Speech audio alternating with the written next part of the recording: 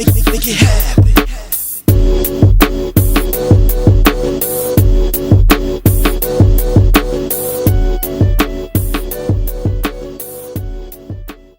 Doing, man? SlayMusic. It's all about slaying that music. What brings you to Atlanta, man? Yeah, man, in town this weekend, man, for A3C Hip Hop Festival. You know, BET had an amazing showcase. We kicked it off Thursday night. We had Big Boy, Sky Zoo, Phil Ade, Chris Casanova, Rhapsody.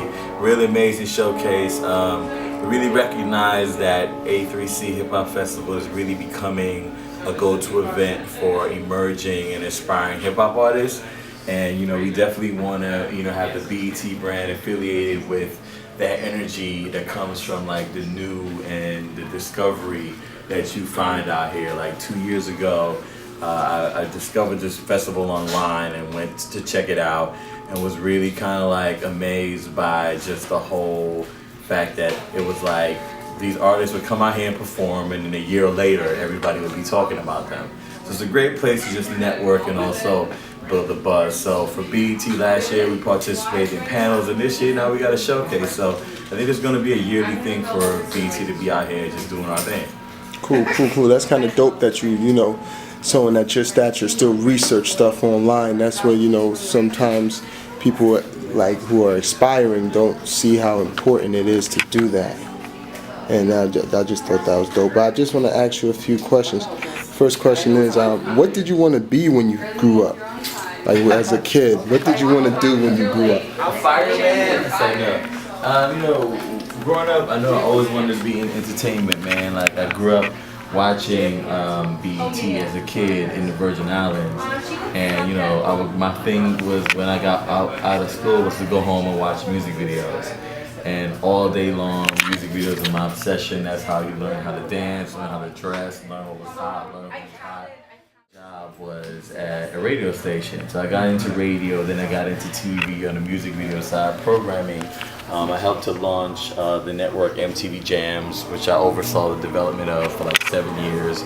And then now I'm at BET, and my current responsibility is to, you know, get premieres and new joints and keep 106 and Park musically relevant.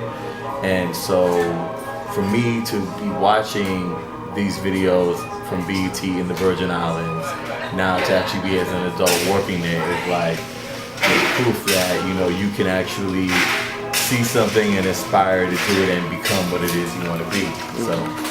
So yeah, you said you're from the Virgin Islands, St. Thomas, correct? Either. Okay. How old were you when you came over to St. Thomas? I came from here in college, man. When I was 18 years old, man, I attended Morgan State University in Baltimore, and that was where I got my first internship, my first job in radio, and you know, yeah. So I mean, I still go home every year for Christmas. I'm still, you know, we at Massive all day, but that's where I got my start. And so you resided in Baltimore, Maryland?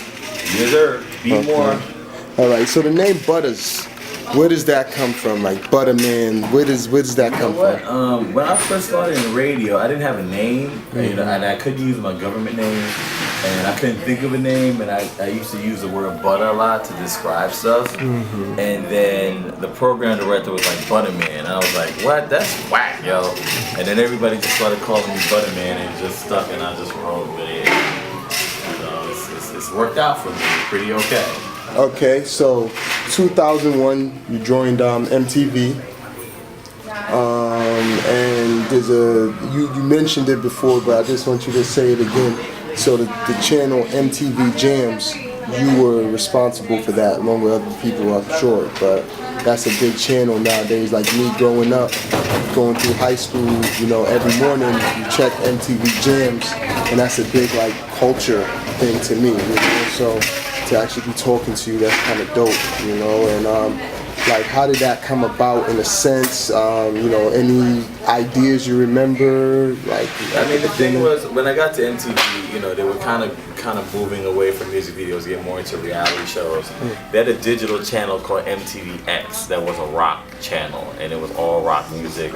And what they decided to do was they were going to change it from a rock channel to a hip hop channel because the hip hop music was just more marketable. And so when they decided to make that switch, they put me in charge of development.